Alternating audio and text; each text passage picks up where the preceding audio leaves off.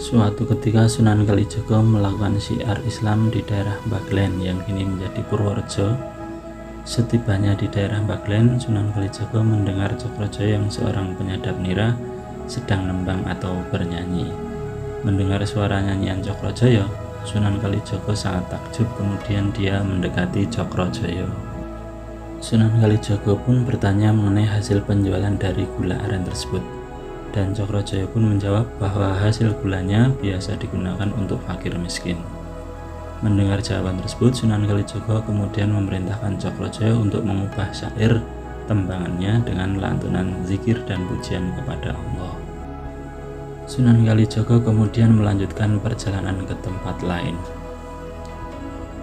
Cokrojoyo kembali melakukan kegiatan membuat gula aren dengan bernyanyi menggunakan syair barunya yang didapat dari Kanjeng Sunan Kalijaga.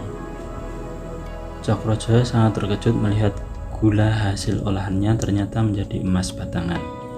Setelah menyadari keanehan tersebut, Cokrojoyo kemudian mencari Sunan Kalijaga untuk mengucapkan terima kasih sekaligus meminta agar dirinya diangkat menjadi murid Sunan Kalijaga. Dengan menancapkan tongkatnya, Sunan Kalijaga berpesan kepada Cokrojoyo agar menunggui tongkat tersebut sambil berzikir kepada Allah Subhanahu wa Ta'ala hingga Sunan Kalijaga kembali lagi ke tempat itu. Sunan Kalijaga yang telah lama berkelana teringat kepada calon muridnya yang telah lama dia tinggalkan. Maka Sunan Kalijaga pun kembali ke tempat tersebut, tapi tak menemukan Cokrojoyo karena lebatnya tumbuhan. Karena tak kunjung ketemu, Sunan Kalijaga pun membakar hutan tersebut untuk memudahkan pencarian. Akhirnya Cokrojoyo terlihat, sekalipun api membakar tumbuhan di sekelilingnya, tapi tubuh Cokrojoyo dan tongkat sang Sunan tak terbakar sedikit pun. Hanya bagian bajunya saja yang terbakar dan tubuhnya nampak agak hitam seperti gosong. Menyaksikan kesetiaan dan kekuatan hati Cokrojoyo, akhirnya sejak saat itu Cokrojoyo diberi gelar Sunan Geseng. Dan setelah menimba ilmu keislaman dari Sunan Kalijaga, kemudian Sunan Geseng ditugaskan berdakwah di daerah Purworejo, Jawa Tengah dan sekitarnya seperti di Klaten, Magelang, Demak, kemudian Yogyakarta hingga Tuban, Jawa Timur. Dan setelah meninggal, beliau dimakamkan di Dusun Jolosutro, Desa Sri Mulyo, Kepanewon Piungan, Kabupaten Bantul, Provinsi Daerah Istimewa Yogyakarta.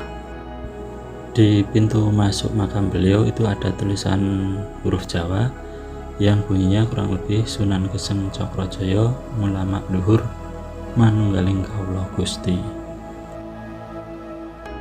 Kemudian mengenai banyaknya makam Sunan Geseng di berbagai tempat, sang juru kunci di makam ini pun menjelaskan bahwa dulu Gus Dur pernah ziarah di sini 2 kali, dan dalam ziarah beliau Gus Dur mengatakan bahwa disinilah jasad Sunan Geseng sesungguhnya dimakamkan.